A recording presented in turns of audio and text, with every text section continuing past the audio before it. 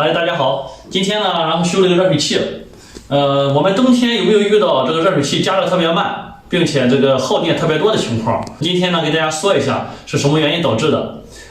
其中一个原因呢，是因为冬天这个冷水进水特别的凉，所以说它加热的时间要长一点，耗电要多一点。这个也不是最主要的原因，最主要的原因是什么呢？就是热水器里边吧，它有水垢，然后把里边的加热棒然后给包住了。所以说它就特别耗电，并且加热的很慢。我们然后怎么避免这种水垢的产生呢？我们一般这样来做。每次用完了这个热水器之后吧，我们应该把这个旋钮把它关掉。这样的话，然后热水器不会循环加热。我们调的温度呢，一般要在60度以下，调50度左右比较合适。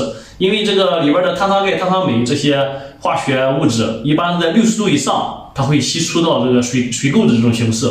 所以我们这个也不要调得太高的温度，不要让它循环加热。循环加热产生的水垢特别多，并且很耗电。你白天一天都不在家里，那你这个水垢一直在产生，一直在耗电所以说大家要正确使用热水器，既节能又环保好了，拜拜。